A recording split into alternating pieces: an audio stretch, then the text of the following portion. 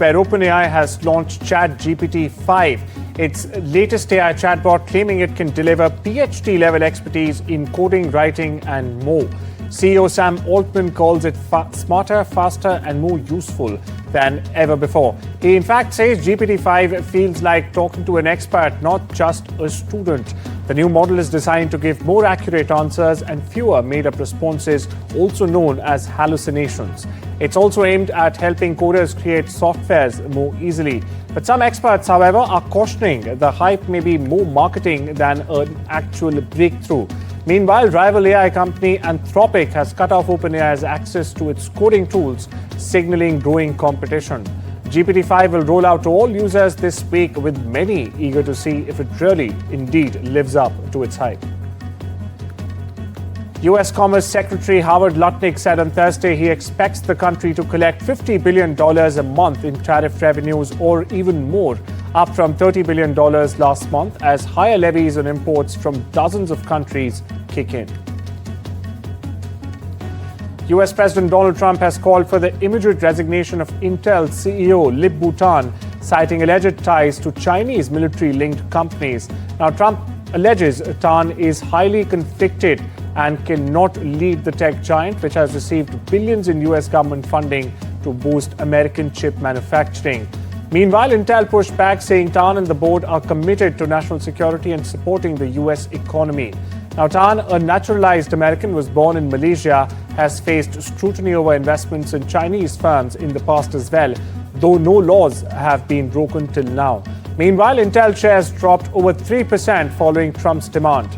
Experts suggest Trump's move may also be very well linked to disagreements over Intel's U.S. investments. Now, this unusual call from a president highlights rising tensions over U.S.-China tech ties amid growing national security concerns.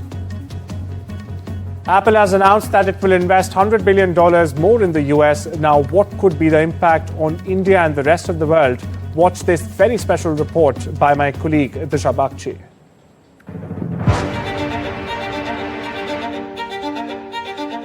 It seems Tim Cook is the new golden apple of Trump's eye.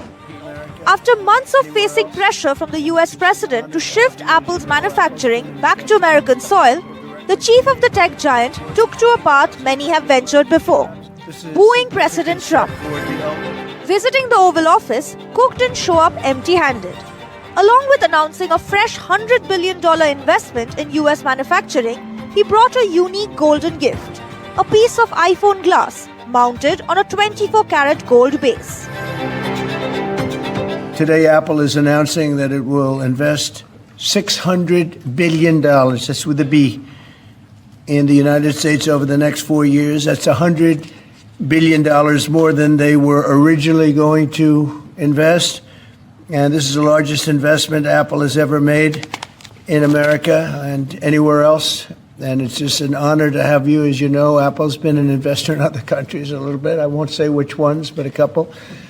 And they're coming home. President, we took that challenge very seriously.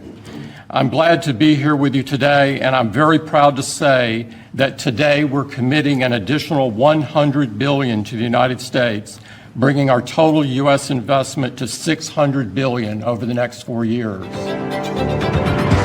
While it seemed like a simple glass disc, it signaled Apple's Make in America commitment and scored a big win in Trump's tariff war. Trump's new 50% levies on India have left out smartphones, a crucial factor given India recently surpassed China to become the largest exporter of iPhones to the US. Apple will also dodge incoming new tariffs on semiconductors, since it committed to building iPhone components in the US. While these high tariffs no longer spell trouble for Apple, they still hurt the tech giant, with Cook saying tariffs will likely cost the company $1.1 billion this quarter alone. In India, the tariff bite won't spoil the Apple harvest, as manufacturers have remained firm, going ahead with plans to produce the next iPhone in India. Yet with Apple pushing its manufacturing back home, remains to be seen what the future holds for Apple in India. Disha Bagchi for NDTV.